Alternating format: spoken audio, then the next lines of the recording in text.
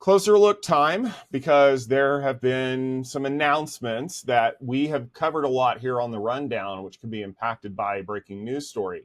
Now, as we mentioned earlier, the early days of any U.S. government involve a lot of change, a lot of new orders, a lot of announcements, and it's been about a week since the current U.S. administration has taken up the office, and they announced a plan to impose some tariffs on Taiwan for a variety of goods. Well, that would be things like pharmaceuticals and steel and computer chips.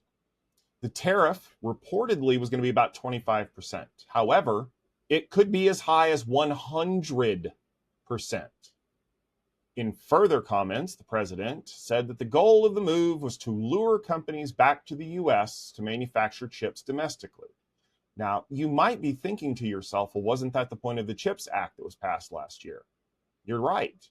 In comments, the CHIPS Act was specifically called out as being problematic because it simply just gave money away instead of punishing companies with additional taxes to change their behavior.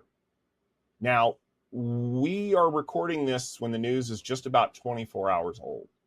So it's kind of a developing situation, and we don't actually know exactly what's going to happen. But you know what? We're going to dive in anyway, because this is the rundown. So Al, what is the ultimate goal here by tariffing all of these chips coming out of Taiwan? So the objective is to make it cost effective to produce things domestically within the United States. The objective of tariffs is to make it more expensive to bring things in from overseas, and therefore make it easier for more expensive local products to compete.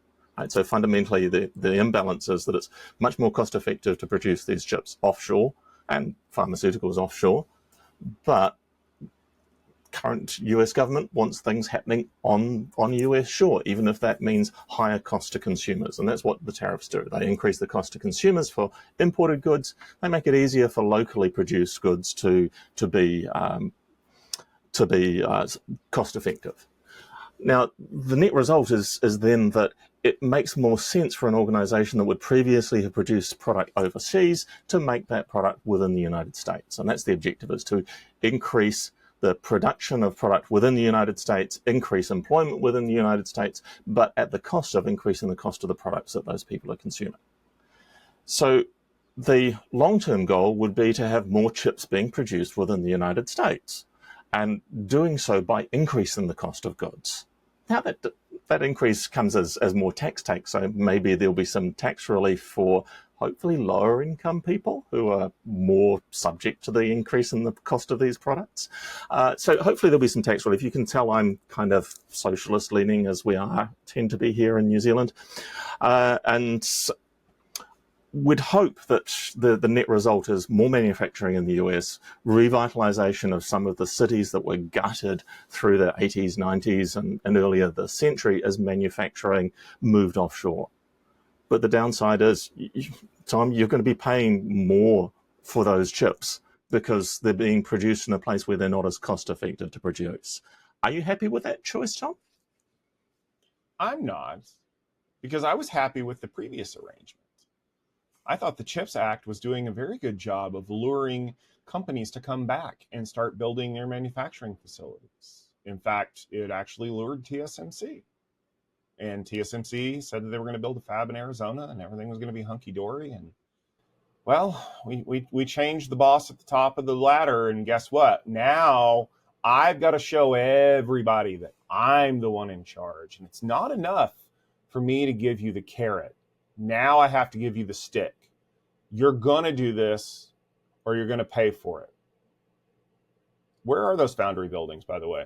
I'm assuming they're very close to completion so that people can move right in and start manufacturing, right? They're not. They're still years away. I don't know what the goal is. Is it to get TSMC to negotiate for something? The last I checked, the U.S. federal government doesn't buy things from TSMC. I mean, they do, but not in the bulk quantities that we would see companies like NVIDIA and Apple do. In fact, what's going to happen is that TSMC is going to ship the chips anyway, and the next iPhone is going to be more expensive. That next NVIDIA card is going to be expensive. And who's getting paid on that?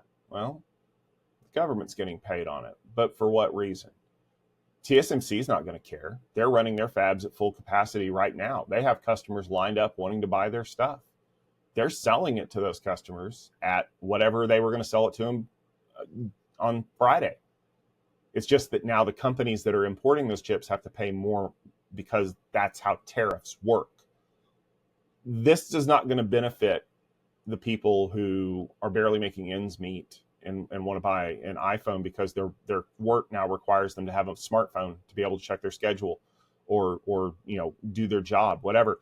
No, this is about the prestige of the US government, and it's going to backfire because when everything becomes 100% more expensive because of the chips that are going in it and people stop buying things because they can't afford them, then we're going to see exactly what happens when there's another Great Recession, because that's literally what's going on. Folks, just go watch Ferris Bueller's Day Off. The thing that made Ben Stein famous, he's literally talking about a tariff act backfiring and causing the Great Depression. That was about 100 years ago. I'm trying to stay on the technical side of this.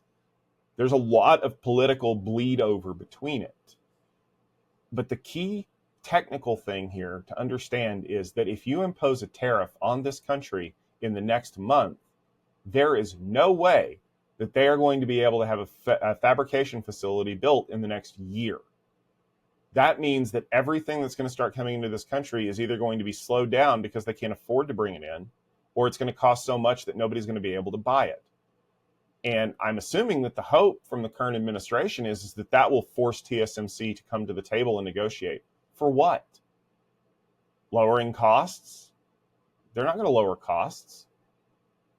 You give us free this, or you promise to build a factory. They already did promise to build a factory, remember?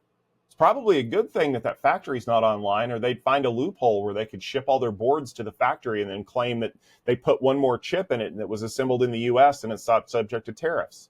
And I know that happened for a fact because I used to work for a company that imported a whole bunch of TVs as computer monitors and put TV tuners in them in South Dakota. And suddenly they got around the import tariff on TVs.